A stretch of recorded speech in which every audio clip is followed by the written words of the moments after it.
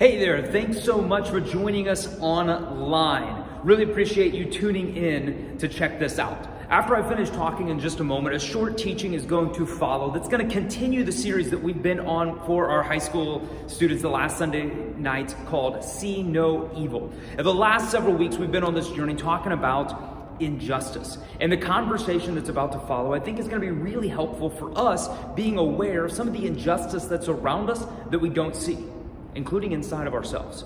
And while this conversation at points may be challenging, I also think it's going to be thoughtful and insightful and provoking for us to consider the choices that we're making, the way that we're engaging the world.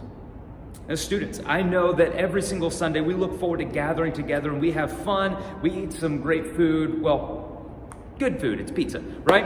And we have a good time together, but I think that this is a great opportunity for you to continue to be connected with your small group, even though we're not necessarily gathering on site here at Mission.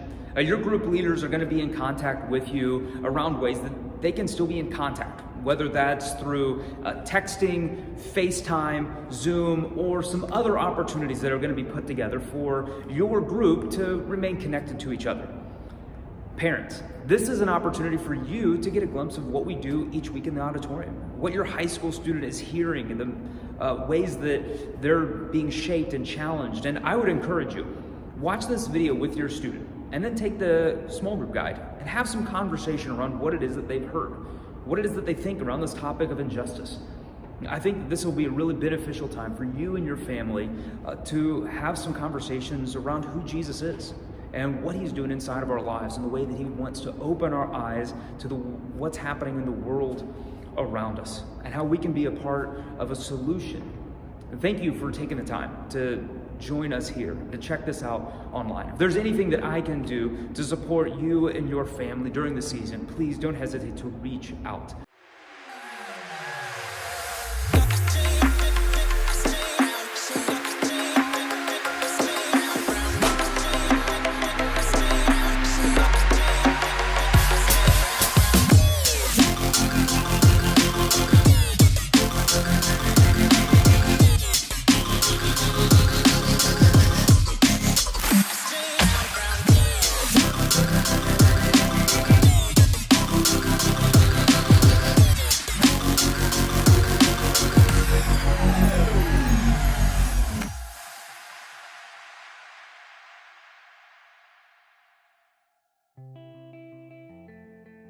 Let's start today by asking a question. Do you ever get annoyed with all the rules you have to follow? Yeah, right? I definitely did when I was in high school. I still do. You have about 1 million different people telling you to do 1 million different things, and you're supposed to keep track of it all perfectly. And even though we all know a lot of those rules are for our good, it doesn't change the fact that rules just get under our skin. But you know what's worse than someone telling you to do something? Someone telling you to do something that even they don't do. For example, your mom tells you to obey that speed limit, but then she sets a land speed record, leaving your soccer game to watch the Voice finale. Or your older sister tells you to make wise choices about guys, and then you find out she's dating that guy at school who everyone knows is basically the worst. Or your best friend decides to lecture you about your bad decisions last Friday night, only to turn around next Friday night and make a bunch of his own bad decisions. It's so annoying, right? Because when people place a rule on you they don't actually follow, they're being hypocritical. And a hypocrite is just someone who judges you for doing something they also do. The thing about hypocrites is not only are they annoying, but more importantly, they're not effective. Think about it. When someone holds you to a standard you know they aren't holding themselves to, does that make you want to do what they say? Does it make you want to listen to them? Follow them? Trust them? No, not even a little bit. See, they lost their effectiveness because they didn't take their own advice. But you know what else is usually true about hypocrites?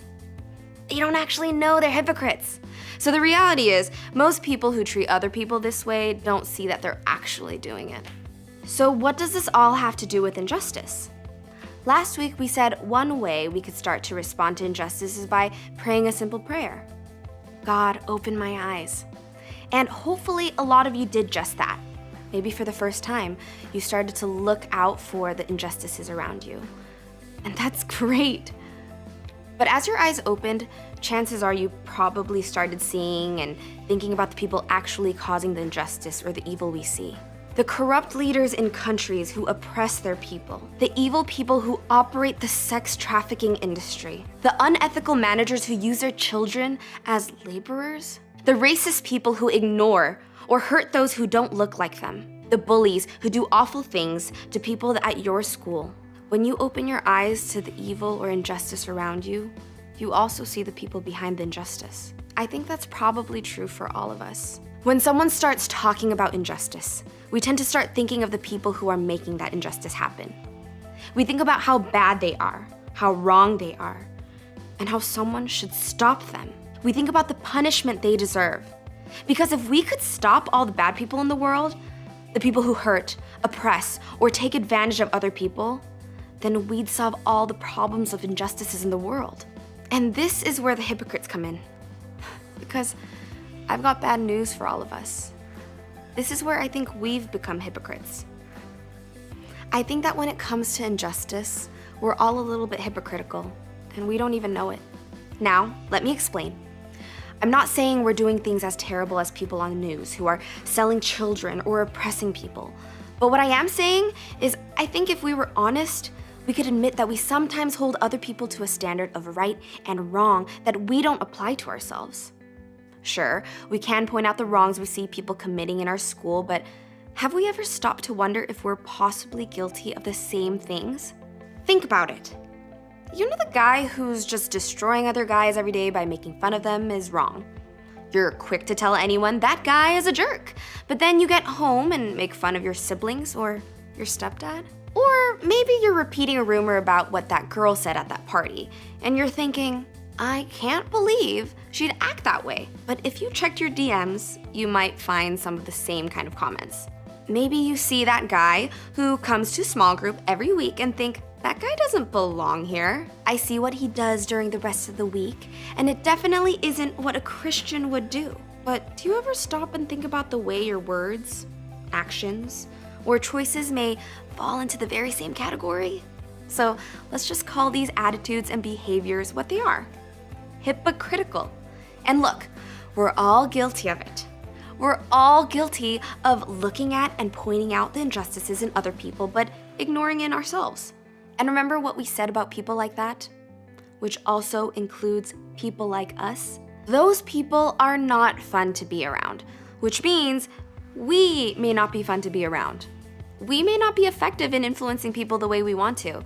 And because of that, we may not be representing the church the way we want to. But there is good news here. Jesus gave us a solution for this very issue. And I think this solution not only helps us better respond to the injustice around us, but the injustice happening in us as well. Today we're going to look at the book of Matthew. Now, this book is one of 4 books in the Bible known as a gospel, which are books written specifically about the life of Jesus by people who saw it all go down or investigated people who saw it go down. And Matthew was one of Jesus' closest followers, a disciple who spent 3 years with Jesus, following him around and learning from him. Today's passage comes from one of Jesus' most famous messages, known as the Sermon on the Mount. A lot of people believe Jesus gave different versions of this message at different times during his ministry. The stuff he said here was so critical to the bigger message he taught in his life that he made sure to circle back around to it over and over again, and in it, Jesus specifically addressed injustice. You have heard that our ancestors were told, "You must not murder. If you commit murder, you are subject to judgment." This is pretty standard stuff, right? I don't think anyone in his audience would argue with the murderer being a good thing. But then he said this, "But I say if you are even angry with someone, you are subject to judgment." Wait, what? This was a little harder to believe. Jesus equating anger with murder? I don't know about you, but I've definitely been angry with people in my life. Like yesterday, probably. But haven't we all? And just to be clear, Jesus is basically saying when we're harsh with other people in our lives, we're going to receive the same judgment as those people who commit murder. What? And Jesus keeps going. You have heard the commandment that says, 'You must not commit adultery.' But I say anyone who even looks at a woman with lust has already committed adultery with her in his heart." So now Jesus is saying that thinking sexual thoughts about someone is just as bad as adultery, which is cheating on your husband or wife. When we hear the first half of those statements where Jesus condemns murder and adultery, we're nodding along. Those things are obviously wrong. We're on board. And we're confident those things are wrong because those are the things we never do, right? So it's easy for us to see the injustice there. But the second half of those statements, the ones we actually do all the time, it's hard for us to see those injustice in those. We're quick to judge someone for causing pain to someone else, but we tend to gloss over our own words, choices, and even thoughts that also cause pain. And what Jesus is saying is that God isn't considering our negative actions. He sees the intent behind the actions. Which means that even if we don't actually do or say something negative to someone else, if we have a heart with those bad thoughts and feelings, the injustice is still there in us. Just because it wasn't expressed to someone else, we still have that judgment in us.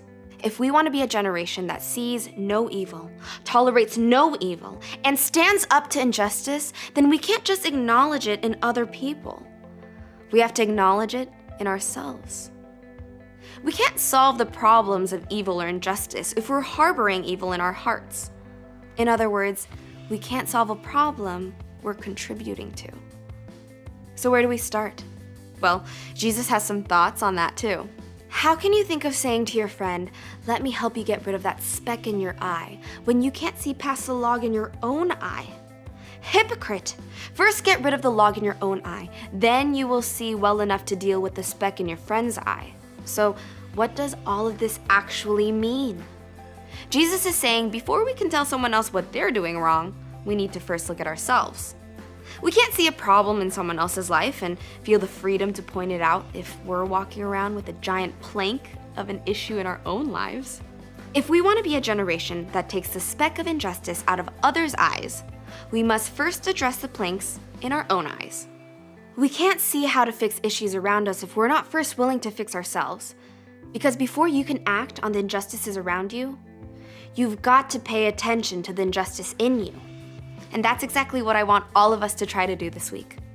Let's honestly examine the things in our own hearts that may be contributing to the injustice in our world.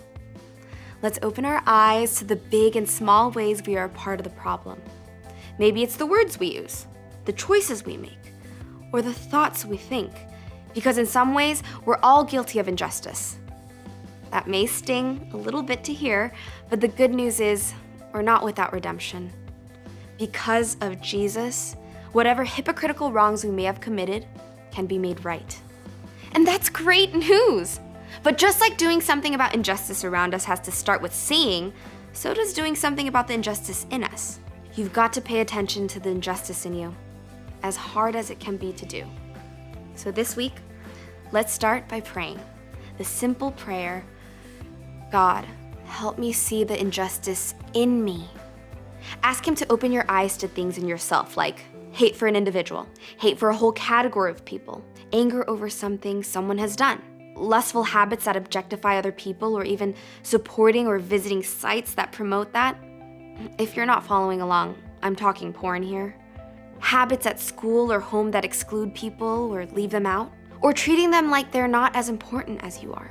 A lack of compassion over the suffering of others in your world. Harsh words you've said to or about someone else. When you ask God to help you see, He'll respond by opening your eyes. And when He does, it can hurt. But the point isn't to just make ourselves feel miserable. We can commit to taking just one step towards righting whatever wrongs He shows you. Maybe it's as simple as changing your behavior, or maybe it's going to require some accountability from a trusted friend or small group leader. Maybe it will even involve apologizing to someone. Whatever it is, ask God to help you see, and then do something about the injustice in you. Hey, listen, I know all this sounds crazy, but imagine for a second if we did this.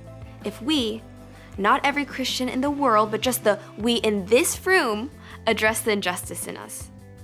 What if we became people who saw others like Jesus and then treated them the way he treated them? How would church be different? How would your school be different? How would life in your family change? Remember, you've got to pay attention to the injustice in you, because too much is at stake for us to keep living as if we're never in the wrong. God is calling us to be a generation that does something about injustice in his name, and that includes the injustice in us. It's always easier to notice it in someone else, but we can't fix a problem outside of ourselves and ignore the problem that's part of us. Because once we get the planks out of our own eyes, I believe God is going to open our eyes in new ways to the specks of injustice all around us.